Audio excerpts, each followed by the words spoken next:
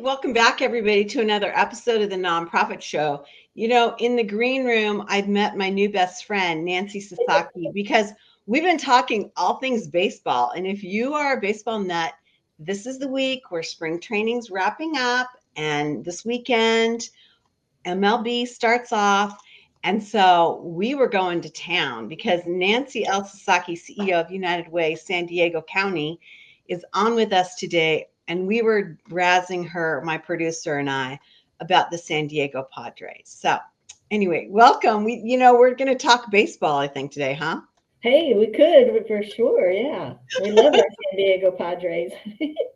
I love the whole mojo of the Padres. I love because when we live in the West, and so we watch all those games, of course, and so it's a lot of fun. I know they're very philanthropic. They're very, very involved in the armed services community, and so it's kind of a fun thing. But I think that's a topic for another day, unfortunately. It But is, yeah. we'll get you back to talk about that. But There today you go. we're going to talk about financial literacy. Not something that you always necessarily associate the United Way with, but I really love this conversation about finding out something that your community needed and how you've moved forward on it. So let's get underway and really learn from Nancy.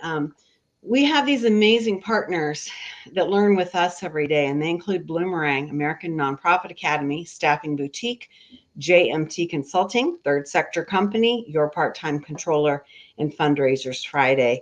I'm Julia C. Patrick, CEO of the American Nonprofit Academy, and like Nancy, I wanted to grow up to be a baseball player. So I don't know what happened, but I'm Hey, not. things Yeah, change along the way, but I'm hoping in retirement I can be the third baseball girl for the Padres. So, there's still hope. I'm gonna actually, when that happens, I'm gonna come over to San Diego and I'm gonna go to one of those games where you're there because There that's you go. the coolest thing. That I would be really afraid to do that, but it would be fun. Oh no, you just have to like pick up the foul ball, make sure it's a foul ball, give it to one of the sweet little kids that line up on the along the wall there, Yeah. and you get to run in and grab the jacket from the relieving pitcher and take it to the dugout. So, all good.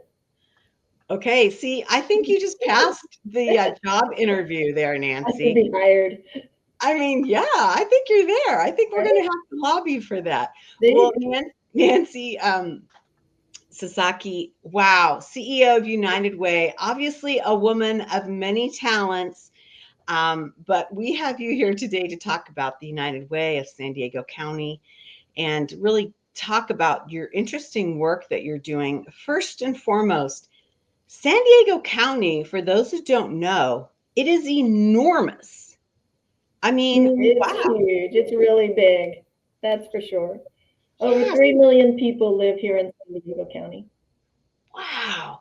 So, how on earth did you all, as an organization, figure out that this needed to be something, the financial literacy and the tax prep needed to become one of your programs? Well, we really, all along, we've been around in San Diego County for 105 years now. And all along, we've wanted to ensure that we're working in areas that can improve the lives of people in our community. One way that we are able to do that is to ensure that they have the financial security and the wherewithal to meet the needs of themselves and their families. So it made total sense to be doing economic mobility work, financial security work, make sure that people understand how to budget, how to work with banks, how to do all of those kinds of things that help them to feel more stable and more secure. And we couldn't have seen the impact of that more clearly than when the pandemic happened in 2020. And the people who were struggling were the ones that had the least amount of resources, especially financial resources, to survive, much less even try to thrive in our county. So interesting. I'm fascinated that, I mean, kudos to you as an organization for looking at the general health of your constituency and of your communities, because it's incredibly diverse. It's very dense. You mentioned 3 million people. I mean, there are a lot of states that don't even have 3 million people in their states, right? Versus Right, the right. county. So fascinating that you would go in this direction. And you mentioned, go Yeah, ahead. we have both very urban places like the city of San Diego, as well as very rural places. Girl. So we have that mix in there as well as the diversity.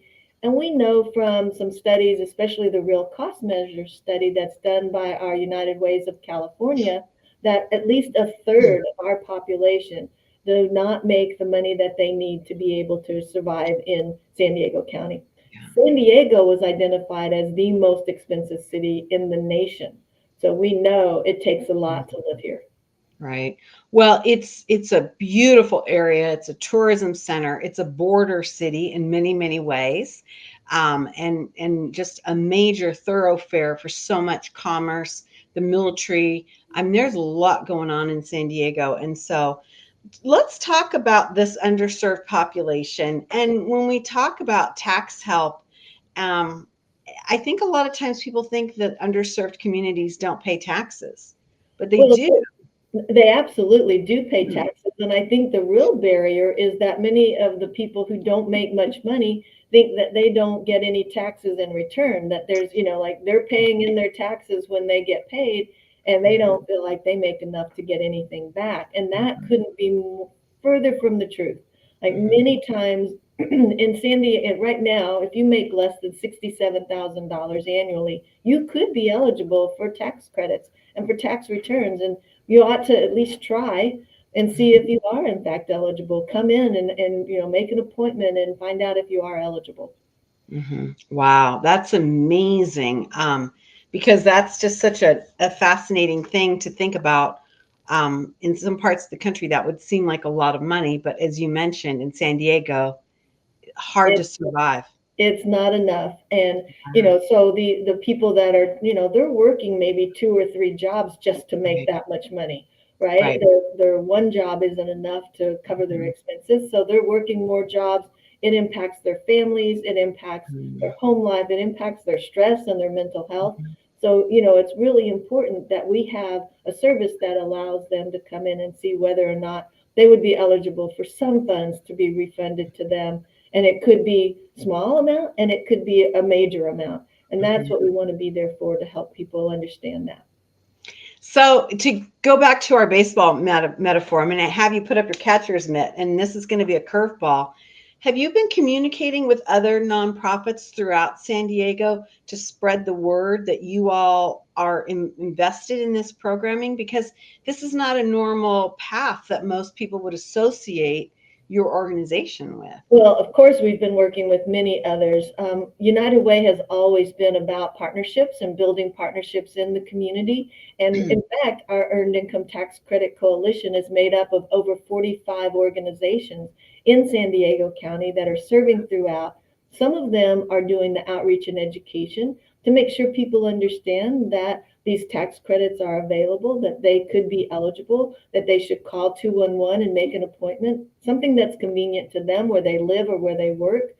And then also we are making sure that all of the other partners that are actually doing the free tax preparation for individuals, that they are also spread out throughout the county. So we have more than plenty of appointments throughout the county that could be convenient for people to attend and get their taxes done for free. Wow, this is amazing. Now, let's dig in a little bit more about that earned income tax credit.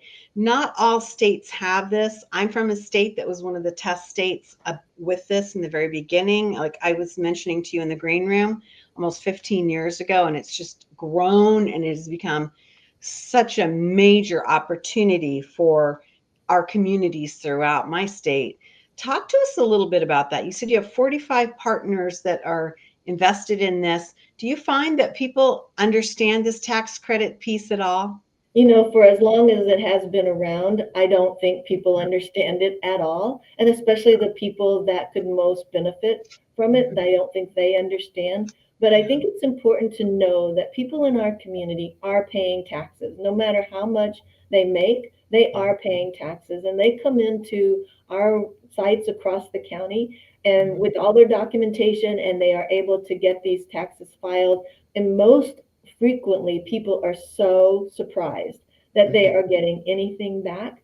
And, sometimes it can be really impactful on their lives. I know last year when I was sitting in the group that were talking at the end of the year about some of their success stories and some of the things that had really made a difference in people's lives, they would be looking at their tax credits, and they might go back a year or two just to make sure that those were filed accurately.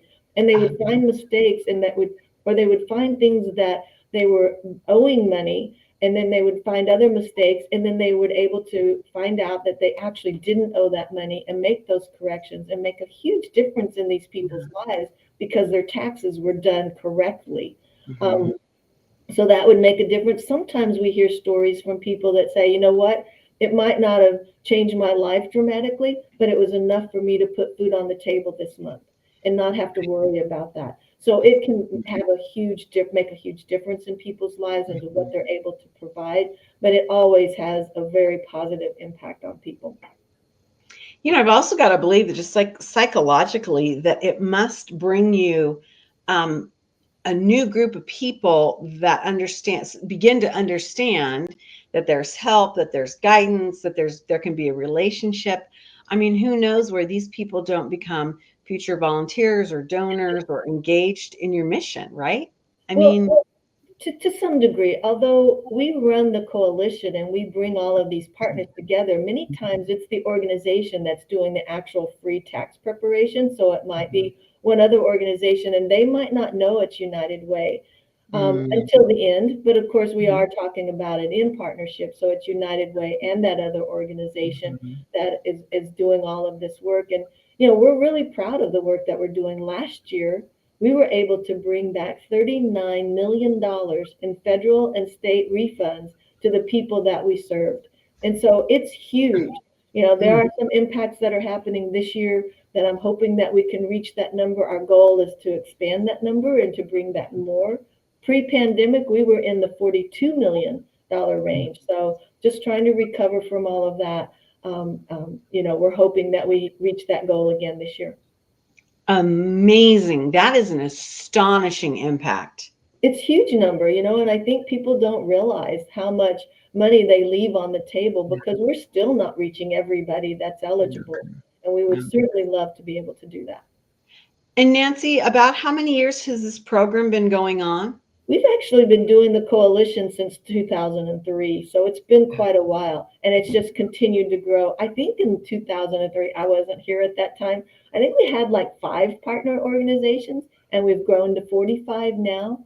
So, it's just the word is spreading. I think being a strong coalition is spreading. Our partners are really strong with 211, with the County of San Diego, with the IRS. All being a part of this, as well as our partner organizations, that only helps to get the word out. Unfortunately, we had some budget cuts from the state with regard to money to actually do the outreach and education. So we're kind of hampered by getting that word out. Of course, word of mouth is one of the best, and repeat people coming in to have their taxes done. We will do all that we can to get that message out there. Wow. It's just a fascinating story. And again, something that is really not an apparent program that United Way would be behind. So let's talk a little bit about these tax credits and the barriers, because I don't think that people understand how diverse the San Diego County landscape is in terms of just language and the socioeconomic groups. It's, even though you are a border city, you have a lot of different ethnic groups. Absolutely. Absolutely. Even I can just start with, we have 43 different school districts in our county. So, like that's so different right there. And many times we will talk with different schools, and they might have as many as 20 to 30 different languages being spoken in their schools. So there's that kind of diversity in terms of language and comfortness. We have, like I said, a third of our community that isn't making enough money to survive here in San Diego County because of the cost of living. And so we have that great diversity here. We are all the way from the border all the way up to North County, where we're close to Camp Pendleton, and the military bases that's up there. Of course, that's spread out throughout San Diego County. Great military community here. Different immigrants that are in our community. Just huge, different population, diverse, very diverse population. Just really proud to serve them all, and especially those that need our support and our help. We want to be there for them. Let me ask a little bit more about this military base that you have. Do you find that, I mean, that the U.S. military is notorious for really not always supporting their families and the economics of being a military family, especially in the lower ranks. Do you find that you have a constituency with the military families there? We don't parse out our numbers in that way for me to be able to say that, but I do know that we have some great organizations in town that are specifically here to help the military families, and we are supporting many of them in our work as well, and especially in our volunteerism efforts. So we definitely are here to support those military families, whether it's food needs or it's like we work with STEP, which is working with many of the military families. We work with other organizations to provide things like crock pots at Christmas. I know that sounds kind of funny, but there's a lot of food that might be provided. But guess what? A crock pot, you can put the whole family meal in there, turn it on in the morning, and come back in the evening, and you've got dinner. That just saves a whole lot of time, and it's really helpful. So although we don't parse out our numbers to specifically talk about the military community, because we have such a strong military community, a big military community, there are many organizations in town to help support them in any way. Yeah.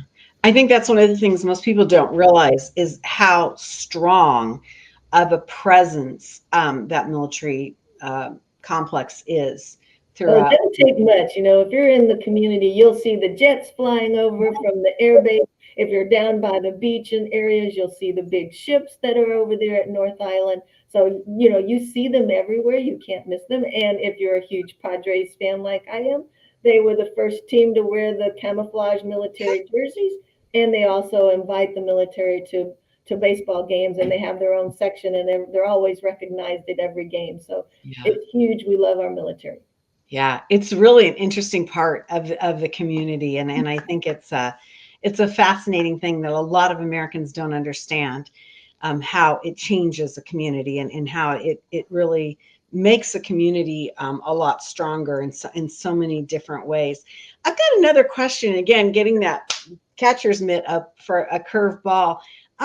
When you look at yourself as a CEO of a major and venerable organization like the United Way, to say that you're over 100 years old is No, I'm amazing. not over 100 years old. I'm sorry. I am not over 100 years old.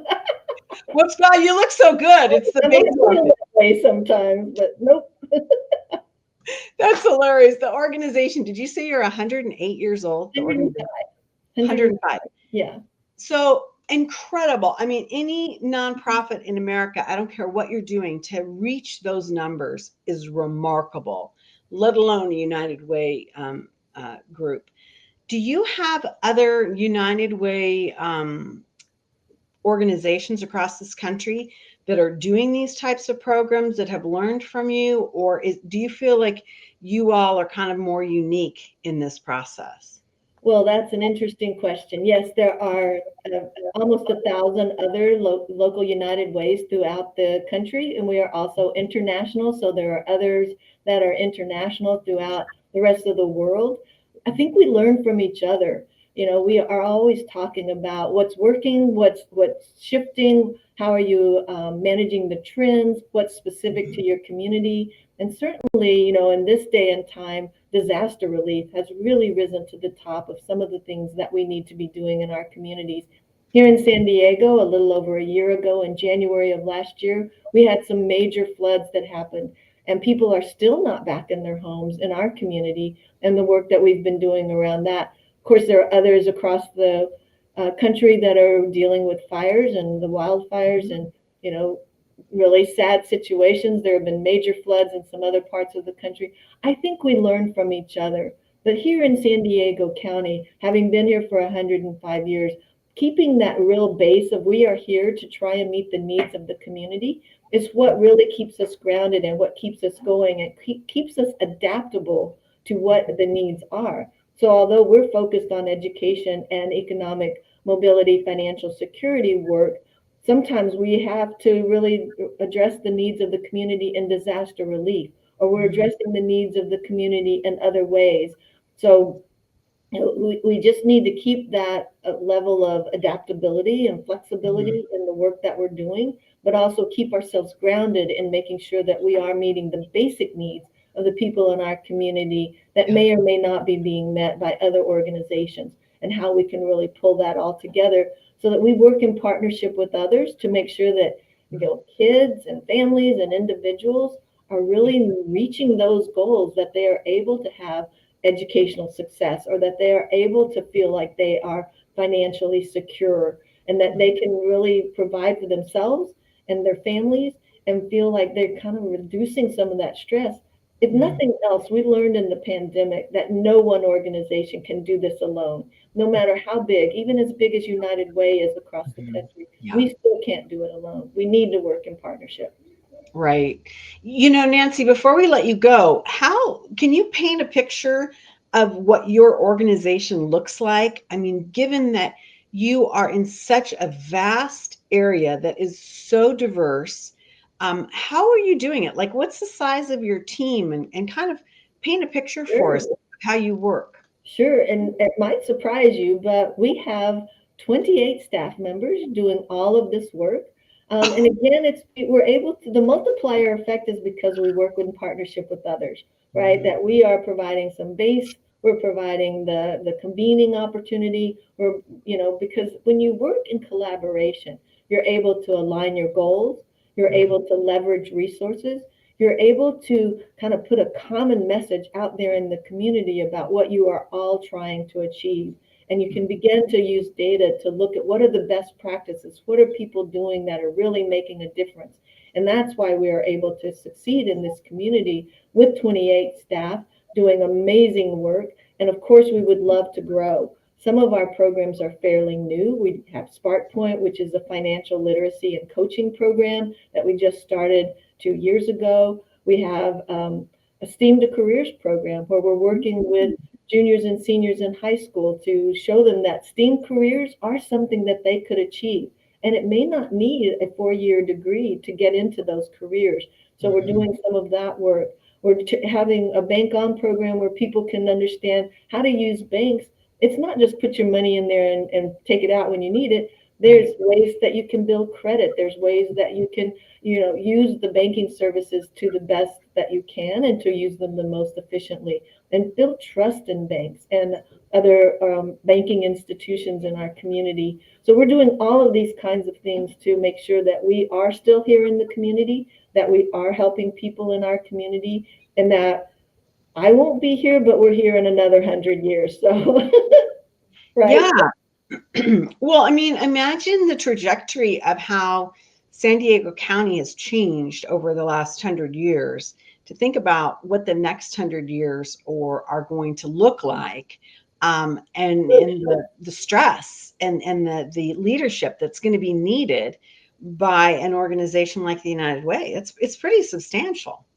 Well, like I said, I won't be here in another 100 years, but I'm hoping that I'm setting some of the groundwork and the foundation from which others uh, after me can build, and continue to serve this community and understand what the needs are, be really connected to the community to hear what's happening, what's changing, because there's a lot that's changing. You can talk about data, you can talk about internet connectivity, like I Mhm. don't even know what AI platforms are and all of that kind of thing. So, but how are they going to play a role in the way that this community's needs are going to begin to be presented? And how can United Way position itself to best serve those needs? Wow, it's just been fascinating to talk with you. I have really enjoyed this. I mean, baseball aside, getting off in the green room about baseball, it's going to be a good conversation for me when that happens. But yeah, this has been just remarkable. Nancy L. Sasaki, CEO of United Way of San Diego County.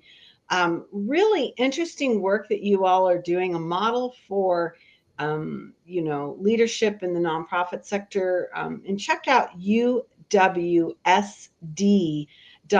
And you can see what Nancy and her mighty team of only 28, honest to goodness, when I was just thinking in the back of my head, I was like, oh, you've got to be pushing, 70 to 75 employees. Just I think really, of what we would be doing if we had that many. I know. Right? Well, Yeah. the reason why I thought that, Nancy, is because of how vast your service area is. And that was really what I was thinking. I was like, it's such a vast area. And as we were joking, in the green room, Arizonans travel to San Diego. It's our closest beach. Yes. And cool weather. And so we know that drive. We know when you hit the county line and Go we over those mountains, right? yeah, you go through those mountains and it's a really substantial change. And you can see just how immense that service area is. So absolutely fascinating. Before we let you go, this is Live United, Give United month for you, Yes, correct? it is. It's an exciting campaign. We are doing a community campaign to raise money to continue these amazing services. You can go to giveunitedsd.org and you'll find our fundraising page. You can always give through that. You can look for my name and you can give through my page, but just giving back to United Way so that we can continue these amazing services that we're offering.